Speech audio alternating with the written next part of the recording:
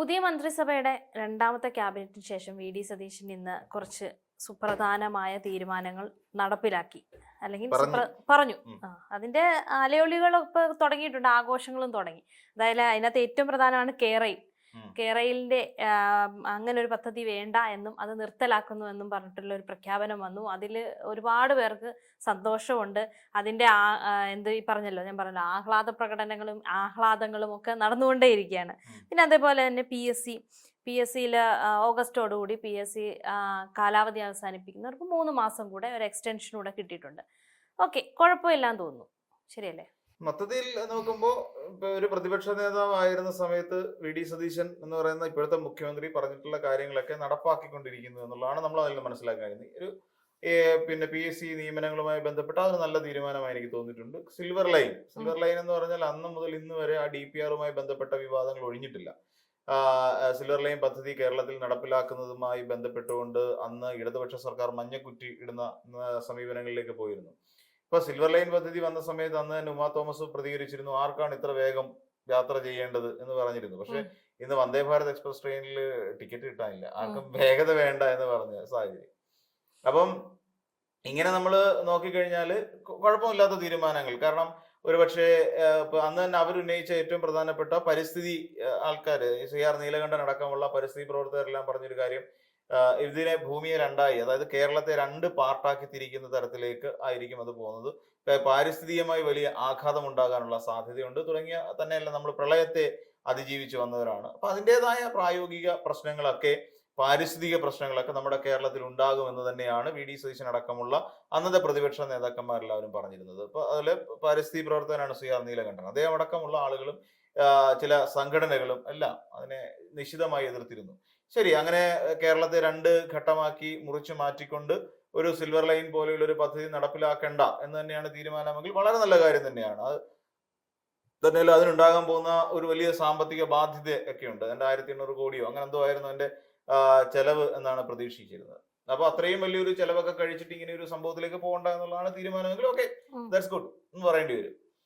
അതോടൊപ്പം തന്നെ നമ്മൾ നോക്കിക്കഴിഞ്ഞാൽ PSC വിജ്ഞാപനം, അതിന്റെ 2026 ഓഗസ്റ്റിൽ അവസാനിക്കുന്ന PSC വിജ്ഞാപനത്തിന്റെ ലിസ്റ്റ് എക്സ്റ്റെൻഡ് ചെയ്യാനെടുത്ത തീരുമാനം വളരെ നല്ല തീരുമാനം. കുറച്ചധികം ഉദ്യോഗാർത്ഥികൾക്ക് അതുകൊണ്ട് ഗുണം കിട്ടുന്നെങ്കിൽ അങ്ങനെ എന്തായാലും ആദ്യത്തെ 1-2 കാര്യങ്ങളൊക്കെ വളരെ ജനോപകാരപ്രദം എന്നുള്ള നിലയിലാണ്. പിന്നെ 100 ദിന കർമ്മ പദ്ധതികൾ, പിന്നെ അദ്ദേഹം ഒഴിഞ്ഞു മാറിയ ചില കാര്യങ്ങളുണ്ട്. കിഫ്ബി എന്ന് പറയുന്നൊരു പ്രോജക്റ്റ് നയനാറിന്റെ കാലഘട്ടത്തിൽ തുടങ്ങി, പിന്നീട് ഉമ്മൻചാണ്ടി സർക്കാർ അങ്ങനെ വന്ന ഒരു പ്രോജക്റ്റാണ്. അപ്പം കിഫ്ബി എന്ന് പറയുന്നത്, അപ്പം ബഡ്ജറ്റിന് പുറത്ത് നിന്ന് കടമെടുത്തുകൊണ്ട് ആണ് ഈ കിഫ്ബി കൊണ്ടുള്ള ഗുണം. ഈ കേരളത്തിന് ഇൻഫ്രാസ്ട്രക്ചർ ഡെവലപ്പ് ചെയ്യാൻ വേണ്ടിയിട്ട് ഉപയോഗിച്ചിരുന്നതാണ് KIIFB, Kerala infrastructure development fund board എന്നുള്ളതാണ്. അപ്പം ഇതിനു വേണ്ടിയിട്ട് ഉപയോഗിക്കാൻ വേണ്ടിയിട്ടുള്ള അത്. പക്ഷേ കിഫ്ബി വന്നതുകൊണ്ട് കേരളത്തിന് ഒരുപാട് മാറ്റങ്ങളുണ്ടായി. റോഡുകൾ, പാലങ്ങൾ, നമ്മുടെ പൊതുമരാമത്ത് വകുപ്പിന് ഒരു ജീവൻ നൽകിയത് കിഫ്ബി വന്നതിന് ശേഷമാണ്. മറ്റ് സ്വന്തമായി പഞ്ചായത്ത് ഓഫീസ് പോലും ഇല്ലാത്ത നമ്മുടെ നാടുണ്ടായിരുന്നു. അപ്പൊ അവർക്കെല്ലാം സ്വന്തമായി പഞ്ചായത്ത് ഓഫീസുകൾ വരുന്നു, നല്ല കെട്ടിടങ്ങൾ, ഹൈടെക് കെട്ടിടങ്ങൾ വരുന്നു. അതോടൊപ്പം വിദ്യാർത്ഥികൾക്ക് ഇരുന്ന് പഠിക്കാൻ ഹൈടെക് ക്ലാസ് മുറികൾ വരുന്നു. അങ്ങനെ തുടങ്ങി നിരവധി ഡെവലപ്മെന്റ് നമ്മുടെ കേരളത്തിൽ സാധ്യമാകിയത് ഒരുപക്ഷെ കിഫ്ബി എന്ന് പറയുന്ന ഒരു സംവിധാനത്തിന്റെ വരവോടുകൂടി തന്നെയാണ്. അപ്പൊ കിഫ്ബി നിർത്തലാക്കുമെന്നുള്ളതായിരുന്നു പ്രതിപക്ഷം ആദ്യഘട്ടത്തിൽ ഉയർത്തിയിരുന്നെങ്കിൽ തന്നെയും അതിൽ തന്നെ സ്റ്റിക്ക് ഓൺ ചെയ്യാതെ അതുമായി ബന്ധപ്പെട്ട് കൂടുതൽ പഠനങ്ങളിലേക്ക് പോകും എന്നുള്ളതാണ് ഇപ്പോ പുതിയ മുഖ്യമന്ത്രി വി സതീശൻ പറഞ്ഞുകൊണ്ടിരിക്കുന്നത്.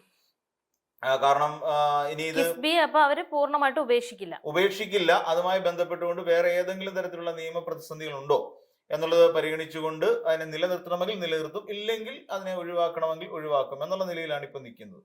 പക്ഷെ എന്നിരുന്നാൽ തന്നെ ഈ പൂർണ്ണമായ അർത്ഥത്തിൽ കിഫ്ബിയെ ഒഴിവാക്കില്ല എന്ന് തന്നെയാണ് നമുക്ക് അതിൽ നിന്ന് മനസ്സിലാക്കാൻ സാധിക്കുന്നത്. കാര്യം കേരളത്തിന് നിരവധിയായ ഗുണം ലഭിച്ചിട്ടുള്ള ഒരു പദ്ധതി കൂടിയാണ്. അപ്പൊ അതുകൊണ്ട് തന്നെ അതിനെ പൂർണ്ണമായി ഒഴിവാക്കുന്ന ലക്ഷണം ഒന്നും നോക്കിയിട്ട് കാണുന്നില്ല. ഇതൊക്കെയാണ്. പിന്നെ ഉണ്ടായെന്ന് പറഞ്ഞാൽ സാധാരണഗതിയിൽ ഉണ്ടായിട്ടുള്ള കഴിഞ്ഞ ദിവസങ്ങളിൽ നമ്മൾ ചർച്ച ചെയ്തൊരു വിഷയം തന്നെയാണ് വി സതീശന്റെ പേര്, പിന്നെ ദാമോദരൻ മേനോൻ സതീശൻ എന്ന് പറയുന്ന ഒരു കാര്യം ഉയർത്തിക്കൊണ്ടുവന്ന്. അത് സത്യം പറഞ്ഞു കഴിഞ്ഞാൽ അതൊരു വിവാദമാക്കിക്കൊണ്ട് വന്നത് കോൺഗ്രസ്സുകാർ തന്നെയാണ്. കോൺഗ്രസ്സുകാരാണ് അതിനൊരു, അല്ലാതെ ഇടതുപക്ഷക്കാർ അതിനെയൊന്നും വാല പിടിക്കാൻ പോയിട്ടില്ല എന്നുള്ളതാണ് വാസ്തവം. ജിൻഡോ ജോണിന്റെ ഫേസ്ബുക്ക് പോസ്റ്റ്, അതിനുശേഷം യൂത്ത് കോൺഗ്രസ്സുകാർ പലരും ഏറ്റെടുക്കുകയും ഒരു മതേതരത്വത്തിൽ വിശ്വസിക്കുന്ന ഒരു സർക്കാരിന്റെ പ്രതിനിധിയായ മുഖ്യമന്ത്രി ഒരിക്കലും ആ ഒരു രീതിയിൽ ദാമോദര മേനോൻ എന്ന് പറയുന്ന ഒരു പാർട്ടി അല്ല ഒരു ജാതി വാല് കൂടി ചേർത്ത് വെച്ചുകൊണ്ട് പറയാൻ പാടില്ല എന്നുള്ള ഒരു വിമർശനമൊക്കെ കോൺഗ്രസിൽ നിന്നാണ് വരുന്നത്. CPM ആരും അത് ഏറ്റുപിടിച്ചില്ല എന്നുള്ളതാണ്. CPM ആകെ ഏറ്റുപിടിച്ചത് വന്ദേമാതരം പൂർണ്ണമായും ചൊല്ലി തീർന്ന ഒരു സാഹചര്യം ഉണ്ടായത് അത് ഒഴിവാക്കാമായിരുന്നു എന്നുള്ളത് തന്നെയാണ്. കാരണം വന്ദേമാതരം എന്ന് പറയുന്നതിന്റെ ആദ്യത്തെ 2 സ്റ്റാൻസ കഴിഞ്ഞ് ബാക്കി വരുന്നതെല്ലാം ഈ പറയുന്ന പോലെ ഒരു ഹിന്ദുയിസത്തിന്റെ ഒരു വൽക്കരണം കൂടിയാണ്. ബങ്കിംചന്ദ്ര ചാറ്റർജിയാണല്ലോ അത് എഴുതിയിരിക്കുന്നത്. അപ്പൊ അദ്ദേഹം എഴുതി വെച്ചിരിക്കുന്നതിന്റെ പിന്നീട് ആദ്യത്തെ 2 സ്റ്റാൻസുകളൊക്കെ പിന്നെ അതിനുശേഷം അത് മാത്രം ഈ ആദ്യത്തെ 2 സ്റ്റാൻസേ നമുക്ക് എല്ലാവർക്കും അറിയൂ. നമ്മൾ ചിന്തിക്കുന്നത് എന്താ അത് മാത്രമാണ് ഇത് പിന്നെ ഈ പറയുന്ന വന്ദേ മാതരം എന്ന് പറയുന്ന അല്ല, പിന്നെയും പോകുന്നുണ്ട്. പിന്നെയും പോകുന്നിടത്തെല്ലാം ഒരു വർഗീയ ഒരു പുസ്തകത്തിൽ അദ്ദേഹം ഉൾക്കൊള്ളിച്ചിരുന്നതാണ് ശരിക്കും ഈ പിന്നെ ഈ ദേശഭക്തി ഗാനം എന്നുള്ള നിലയിൽ വന്ദേ മാതരം എന്ന് പറഞ്ഞാൽ. അത് കഴിഞ്ഞ് പിന്നീട് അങ്ങോട്ട് പോകുമ്പോൾ എല്ലാം നമ്മൾ ആദ്യത്തെ മൂന്നാമത്തെ സ്റ്റാൻസ് മുതൽ നമ്മൾ കാണുന്നത് വർഗീയത തന്നെയാണ്. അതായത് ഒരു ഹിന്ദുയിസത്തിന്റെ എലമെന്റ് എപ്പോഴും അതിനകത്ത് കീപ്പ് ചെയ്തുകൊണ്ടാണ് ആ ദേശഭക്തി ഗാനം പോകുന്നത്. അത് കൃത്യമായി പഠിച്ചിട്ട് തന്നെയാണ് ഈ രീതിയിൽ ഒരു നീക്കുപോക്ക് കോടതി മുഖാന്തിരം ഒരു സർക്കുലർ എന്നുള്ള നിലയിൽ എല്ലാ സംസ്ഥാനങ്ങൾക്കും ഫെഡറൽ സംവിധാനമാണല്ലോ ആ ഒരു നിയമം പാസ്സാക്കിക്കൊണ്ട് അതൊരു സർക്കുലർ ആയിട്ട് തന്നെ എല്ലാവരിലേക്കും എല്ലാ സംസ്ഥാനങ്ങളിലും എത്തിച്ചു കൊടുത്തത്. പക്ഷെ എന്തുകൊണ്ടാണ് ബംഗാളില് അവിടെ പിന്നെ നമ്മൾ നോക്കിയ BJP ആണ് അധികാരത്തിൽ കയറിയിരിക്കുന്നത്. അപ്പം പിന്നെ BJP അധികാരത്തിൽ കയറിയിരിക്കുന്ന അവിടെ എന്തുകൊണ്ടാണ് ഇത് ചൊല്ലാതിരുന്നത്, വന്ദേമാതരം ചൊല്ലാതിരുന്നത്? തമിഴ്നാട്ടിൽ ചൊല്ലി വിവാദമായപ്പോൾ ഇനി മേലിൽ അത് ഉപയോഗിക്കില്ല എന്ന് വിജയ് പറഞ്ഞല്ലോ. അപ്പം പിന്നെ ഇവിടെ മാത്രം കേരളത്തിൽ മാത്രം എന്തുകൊണ്ട് ഇത് ഉപയോഗിച്ചു എന്നുള്ള ഒരു ചോദ്യം മാത്രമാണ് ഇടതുപക്ഷം ഉയർത്തി. അല്ലാതെ അദ്ദേഹത്തിന്റെ ജാതി പേര് പറഞ്ഞുകൊണ്ടോ അച്ഛന്റെ പേര് പറയുന്നു എന്നുള്ള വിഷയം. ദാമോദരൻ സതീശൻ എന്ന് പറയാൻ വരുന്നു, ആണല്ലോ VD എന്ന് പറയുന്നത്. അപ്പം അത് വേണമെന്നുണ്ടെങ്കിൽ അങ്ങനെ പറയാമായിരുന്നു. അമ്മയുടെ പേര് കൂടി നല്ലതാണ്. ഒരു അച്ഛനെയും അമ്മയും ഇങ്ങനെ തനിക്ക് കിട്ടിയ ഒരു അസുലഭമായ അല്ലെങ്കിൽ തനിക്ക് കിട്ടിയ ഏറ്റവും കേരളത്തെ സംബന്ധിച്ച് ഏറ്റവും സുപ്രീം പോസ്റ്റാണത്. ഏറ്റവും വലിയ പോസ്റ്റുകളിലൊന്നാണ് കേരളത്തിന്റെ മുഖ്യമന്ത്രി പദം എന്ന് പറഞ്ഞാൽ. ചരിത്രത്തിൽ ഇടം പിടിക്കുന്നതാണ്. കേരളത്തിലെ മുഖ്യമന്ത്രി ആരായിരുന്നു, 2026 മുതൽ 31 വരെ കേരളത്തിന്റെ മുഖ്യമന്ത്രി ആരായിരുന്നു എന്ന് പറയുന്ന ഒരു വലിയ ചരിത്രത്തിൽ ഇടം പിടിക്കാൻ പോകുന്ന ഒരു ചോദ്യത്തിന്റെ ഉത്തരമായി VD സതീശൻ മാറുമ്പോൾ തീർച്ചയായിട്ടും സ്വന്തം മാതാപിതാക്കളെ സ്മരിക്കേണ്ടത് അത്യാവശ്യം തന്നെയാണ്. അവരുടെ പേര് ചേർത്ത് വേണമെങ്കിൽ പറയാം, തെറ്റൊന്നുമില്ല. പക്ഷേ ദാമോദര മേനോൻ എന്ന് പറഞ്ഞിട്ട് അതിനെ ഒന്ന് ഹൈലൈറ്റ് ചെയ്ത് മുന്നോട്ട് പോയതിനെ എതിർത്തുകൊണ്ടാണ് കോൺഗ്രസ്സുകാർ പലരും രംഗത്തേക്ക് വരുന്നത്. അതിന് അദ്ദേഹം പറയുന്നുണ്ട് എന്റെ അച്ഛന്റെ പേര് മാത്രമാണ് പറഞ്ഞത്, അമ്മയുടെ പേര് കൂടി പറയണമെന്നുണ്ടായിരുന്നു. ഓക്കെ, അതൊക്കെ അദ്ദേഹത്തിന്റെ വ്യക്തതയില്ലായ്മയാണ്. അതെല്ലാം ഉരുണ്ടു പോകുന്ന പോലെയാണ് നമുക്ക് അദ്ദേഹത്തിന്റെ ആ വാക്കുകളിൽ നിന്ന് നമുക്ക് മനസ്സിലാക്കാൻ സാധിക്കുന്നത്. അല്ലാതെ അതിനകത്തൊരു സ്റ്റിഫ്നെസ് എനിക്ക് ഫീൽ ചെയ്തില്ല എന്നുള്ളതാണ്. പിന്നീട് അദ്ദേഹത്തിന്റെ പല കാര്യങ്ങൾ ഇനിയിപ്പം മറ്റു റിനി ആൻഡ് ജോർജ് എന്ന് പറയുന്ന വനിതാ മാധ്യമ പ്രവർത്തകയും രാഹുൽ മാങ്കൂട്ടത്തിനെതിരായി ആരോപണം ഉന്നയിച്ച ഒരു വനിത VD സതീശനുമായിട്ട് VD സതീശന്റെ പറവൂർ മണ്ഡലത്തിലെ താമസക്കാരിയുമായ അവര് VIP പാസിലാണ് അവരവിടെ എത്തുന്നത്. അപ്പൊ VIP പാസിലെത്തി അവരെ ഭയങ്കരമായി അവിടുത്തെ യൂത്ത് കോൺഗ്രസ് പ്രവർത്തകർ കൂവി. അത് തന്നെയല്ല, പിന്നീട് സൈബർ ഗുണ്ടകൾ അല്ലെങ്കിൽ സൈബർ കോൺഗ്രസ്സുകാരെല്ലാം കൂടെ കയറി ഇരുന്നിട്ട് ഇവരെ ഭയങ്കരമായി അറ്റാക്ക് ചെയ്യുന്ന സാഹചര്യം ഇപ്പോഴും അറ്റാക്ക് ചെയ്തുകൊണ്ടിരിക്കുകയാണ്. അപ്പൊ ആ ഒരു സാഹചര്യത്തെ കുറിച്ച് ചോദിച്ചിരുന്നു. അപ്പൊ അതേ പറഞ്ഞ മാധ്യമ പ്രവർത്തകരെ സ്ത്രീകളാണ് ഏറ്റവും കൂടുതൽ. അവിടെയും അദ്ദേഹം ഒരു വ്യക്തതയില്ലായ്മയുണ്ട്. മാധ്യമപ്രവർത്തകർക്ക് ആയ സ്ത്രീകളാണ് ഏറ്റവും കൂടുതൽ ഈ രീതിയിൽ സൈബർ അധിക്ഷേപങ്ങൾക്ക് ഇരയായിക്കൊണ്ടിരിക്കുന്നത്. ശരി, ഇവിടെ കേരളത്തില് സൈബർ ആക്രമണങ്ങൾക്ക് ഇരയായിക്കൊണ്ടിരിക്കുന്ന മാധ്യമപ്രവർത്തകരുണ്ടെങ്കിൽ ആ മാധ്യമപ്രവർത്തകർക്ക് അറിയാൻ തിരിച്ചു ചോദിക്കാം. ഇവിടെ സ്ത്രീകൾക്ക് തിരിച്ചു ചോദിക്കാറുമുണ്ടല്ലോ പലപ്പോഴും. അപ്പം ആ രീതിയിൽ അവർക്കറിയാം. അപ്പൊ അതിന് മറ്റാരുടെയും ഒരാളുടെ ഒത്താശ വേണ്ട. അതിനെ മുഖ്യമന്ത്രി എന്നുള്ള നിലയിൽ അപലപിച്ച് കളയുക എന്നുള്ളതിനപ്പുറത്തേക്ക് പർട്ടിക്കുലറായിട്ട് ഈ പറയുന്ന റിനി ആൻഡ് ജോർജിന് എതിരായി ഇങ്ങനെ നടക്കുമ്പോൾ അതിനെ എങ്ങനെ കാണുന്നു എന്നുള്ളതാണ് കാര്യം. റിനി ആൻഡ് ജോർജ് ഉന്നയിച്ചിരിക്കുന്ന ആരോപണം ചെറിയ ആരോപണമൊന്നുമല്ല. ആ ആരോപണത്തെ തുടർന്നിട്ടാണ് ശരിക്കും VD സതീശൻ എന്ന് പറയുന്ന അന്നത്തെ പ്രതിപക്ഷ നേതാവും UDFന്റെ ചെയർമാനുമായ ഒരു വ്യക്തി നടപടി രാഹുൽ മാങ്കൂട്ടത്തിനെതിരെ എടുത്ത്. ഇന്ന് OJ ജനീഷ് ഇരിക്കുന്ന യുവജനക്ഷേമം കൈകാര്യം ചെയ്യേണ്ടിയിരുന്ന ഒരു മന്ത്രി എന്നല്ല, കൈകാര്യം ചെയ്യേണ്ടിയിരുന്ന ഒരു വ്യക്തി കൂടിയാണ് ഈ രാഹുൽ മാങ്കൂട്ടത്തിൽ. നമ്മൾ ആലോചിക്കണം. അപ്പം ആ രാഹുൽ മാങ്കൂട്ടത്തിനെതിരായി ഇങ്ങനെ ഒരു ആരോപണം വന്നപ്പോൾ നടപടിയുമായി VD സതീശൻ മുന്നോട്ട് പോയി. അപ്പം VD സതീശൻ എന്തുകൊണ്ടാണ് കൃത്യമായി പറഞ്ഞുകൂടി അത് തെറ്റായി പോയി. റിനി ആൻഡ് ജോർജിനെതിരെ അങ്ങനെ ഒരു കോൺഗ്രസ് പ്രവർത്തകന്റെ വായിൽ നിന്ന് അങ്ങനെ ഒരു അനാവശ്യം വീണിട്ടുണ്ടെങ്കിൽ അത് തെറ്റാണ് എന്ന് വളരെ ക്ലിയർ കട്ടായിട്ട് പറഞ്ഞു വെക്കണം. കാര്യം ചങ്കൂറ്റമുള്ള ഒരു നടപടിയായിരുന്നു അന്ന് VD സതീശൻ പ്രതിപക്ഷ നേതൃസ്ഥാനത്ത് ഇരുന്ന സമയത്ത് എടുത്തത്. എന്തിനാ ഇപ്പം VD സതീശൻ രാഹുലിന്റെ പേടിയാണോ? രാഹുൽ ചെയ്ത അഹങ്കാരം അല്ലെ ചെയ്ത തൊട്ടിത്തരം വിളിച്ചു പുറത്തു പറഞ്ഞു. ആ നടി വിളിച്ചു പറയുന്നു, അവർക്കെതിരെ സൈബർ വിക്ഷേപം നടക്കുന്നു. അല്ലെ, ഒന്ന് വേറൊരു കാര്യം കൂടെ നമ്മൾ ആലോചിച്ച് നോക്കിക്കോളൂ. ഈ പിന്നെ രാഹുൽ മാങ്കൂട്ടത്തിനെതിരായി റിനി ആൻ ജോർജ് എന്ന് പറയുന്ന ഒരാൾ ഇങ്ങനെ ഒരു പരാതി ഉയർത്തിയതിന്റെ പിന്നിലെ കാരണത്തെ കുറിച്ച്, അല്ലെങ്കിൽ ഇതിന്റെ പിന്നിൽ പ്രവർത്തിച്ച ആരാണെന്നതിനെ കുറിച്ച് ഇന്ന് വരെ പുറലോകം പറഞ്ഞിട്ടുണ്ടോ? ഇതിലെ യൂത്ത് കോൺഗ്രസ്സുകാരാണോ അല്ലെങ്കിൽ വി ഡി സതീശനുമായി ബന്ധപ്പെട്ട ഏതെങ്കിലും കോൺഗ്രസ്സുകാരാണോ എന്തെങ്കിലും ഒരു വിവരം നമ്മുടെ പുറത്തേക്ക് വന്നിട്ടില്ല ഇതുവരെയായിട്ടും? അങ്ങനെ ഒരു കാര്യം നമ്മൾ അറിഞ്ഞിട്ടേ ഇല്ല. അപ്പം റിനി ആൻ ജോർജ് എന്ന് പറയുന്ന ഒരാൾക്ക് ഒരു സുപ്രഭാതത്തിൽ രാഹുൽ മാങ്കൂട്ടത്തിനെതിരെ ആരോപണം ഉന്നയിക്കണം എന്ന് പറയുന്ന ഒരു പിന്നെ എന്താ പറയാ വലിയ ആഗ്രഹത്തോടു കൂടി വന്നൊന്നും ആയിരിക്കില്ല. അതിന് റീസൺ ഉണ്ടാവും, അതിനെ കുത്തിപ്പൊക്കി വിട്ട ഒരാളുണ്ടാവും. ഇതൊക്കെ നമുക്കറിയാം. പിന്നെ എങ്ങനെയാണ് ഇതൊന്നും ഇല്ല എന്നുണ്ടെങ്കിൽ റിനി ആൻ ജോർജ് എങ്ങനെയാണ് VIP പാസിൽ അവിടെ സത്യപ്രതിജ്ഞ ചടങ്ങിലേക്ക് എത്തുന്നത്? MLA അല്ല, അതോടൊപ്പം തന്നെ ജനപ്രതിനിധി അല്ല, അവിടെ മറ്റ് ഏതെങ്കിലും തരത്തിൽ നോക്കിക്കഴിഞ്ഞ ഒരു ഇപ്പൊ മാധ്യമ പ്രവർത്തകർ തന്നെ മീഡിയ പാസിലാണ് അവിടെ എത്തുന്നത്.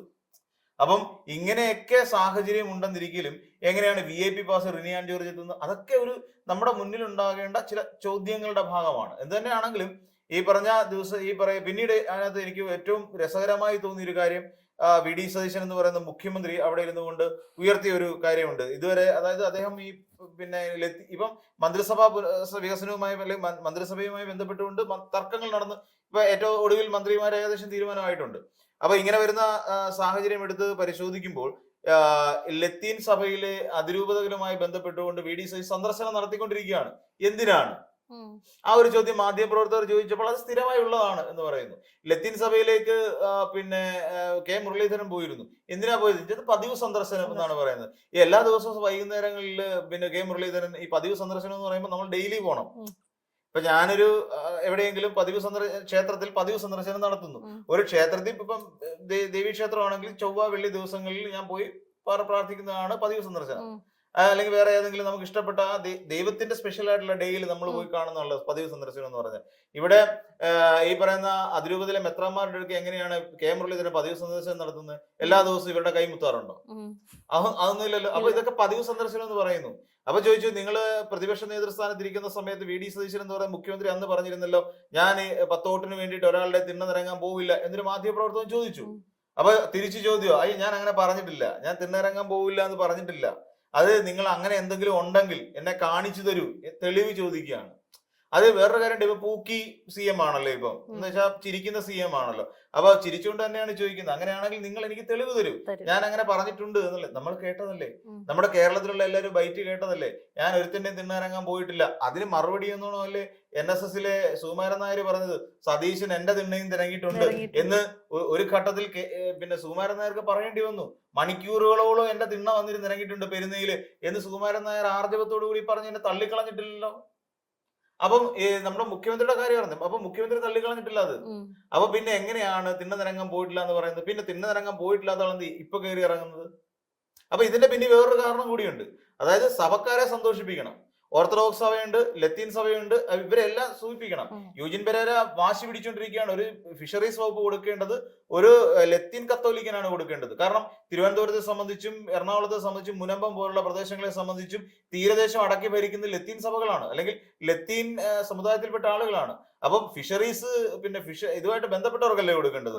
അല്ല മലമുട്ടി കിടക്കുന്ന ഏതെങ്കിലും ഒരാൾക്ക് എടുത്തിട്ട് ഈ പറയുന്ന പോലെ മോൻ ജോസഫിനെ ആർക്കെങ്കിലും എടുത്തിട്ട് ഇത് അബു ജോൺ ജോസഫിനെ എടുത്ത് ഫിഷറീസ് കൊടുത്തിട്ട് കാര്യമുണ്ടോ? ഇല്ല. അവർക്ക് റബ്ബറുമായിട്ട് ബന്ധപ്പെട്ട കൃഷിയായിട്ട് ബന്ധപ്പെട്ട കാര്യങ്ങളല്ലേ കൊടുക്കേണ്ടത്. ഇപ്പൊ ടി സിദ്ദീഖിന് കൃഷി കുഴപ്പമില്ല, അതങ്ങ് നടന്നു പൊക്കോളും. വയനാട് എന്ന് പറയുന്ന സ്ഥലം കൃഷിക്ക് പറ്റിയ മേഖല തന്നെയാണ്. നെൽകൃഷി മാത്രമല്ല, കാപ്പിയുണ്ട്, ഏലമുണ്ട്, കുരുമുളകുണ്ട് തുടങ്ങി അത് പിന്നെ കൃഷിയായിട്ട് ബന്ധപ്പെട്ട് കിടക്കുന്ന നെൽകൃഷിയുണ്ട് അവിടെ.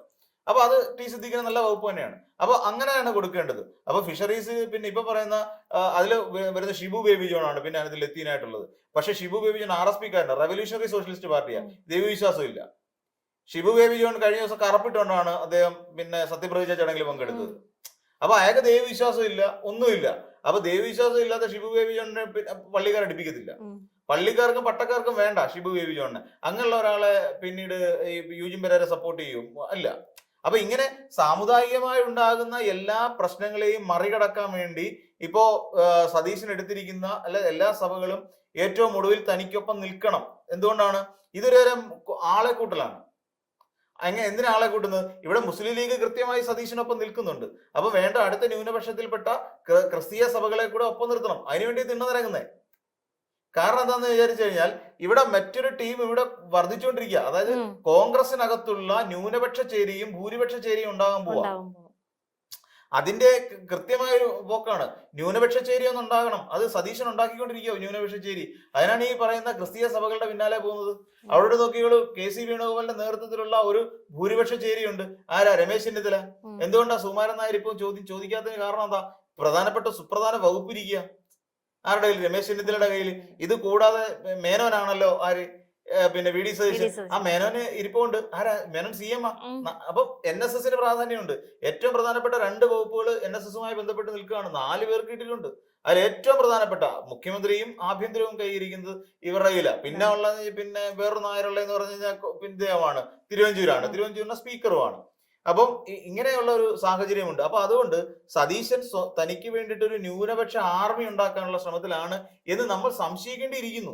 അതായത് KC വേണുഗോപാലിനെയും ചെന്നിത്തലയൊക്കെ നേരിടാൻ വേണ്ടിയിട്ടുള്ള ഒരു പുതിയ തന്ത്രം മെനയാണ്. അപ്പം അതിനു വേണ്ടിയിട്ട്, അല്ലെങ്കിൽ സാധാരണഗതി തെരഞ്ഞെടുപ്പിന് മുമ്പ്, വോട്ടെടുപ്പിന് മുമ്പാണ് പള്ളിക്കാരും പട്ടക്കാരുമായിട്ട് കണക്ഷൻ ഉണ്ടാക്കി വെക്കുന്നത്. കാര്യം എന്താ? ന്യൂനപക്ഷ വോട്ടുകൾ തനിക്ക് കിട്ടാൻ വേണ്ടിയിട്ട്. ഈ വോട്ട് കിട്ടി ജയിച്ച് ഒടുവിൽ മുഖ്യമന്ത്രി ആയതിനു ശേഷം പിന്നെ ഇവരുടെ പുറകെ നടക്കേണ്ട ആവശ്യമുണ്ടോ? ഇല്ല. അപ്പം പിന്നെ ഈ രീതിയിലായിരിക്കും കാര്യങ്ങൾ മുന്നോട്ട് പോകുന്നത്. അതിനുവേണ്ടി ആയിരിക്കാം ഈ പറയുന്ന പോലെ തിണ്ണനിരങ്ങൾ പിന്നെ VD സതീശൻ ആരംഭിച്ചിരിക്കുന്നതെന്ന് മുഖ്യമന്ത്രി തന്നെ പറയണമല്ലോ, മുഖ്യമന്ത്രി ആരംഭിച്ചിരിക്കുന്നതെന്ന് എനിക്ക് തോന്നുന്നു. അപ്പൊ ഈ രീതിയിലുള്ള കാര്യങ്ങളൊക്കെ ആയിട്ടാണ് മുന്നോട്ട് പോകുന്നത്. ഇനി വേറെ എന്തെങ്കിലും ഭീഷണികൾ ഉണ്ടാകുമോ എന്നുള്ള കാത്തിരുന്ന് കാണേണ്ടി വരും.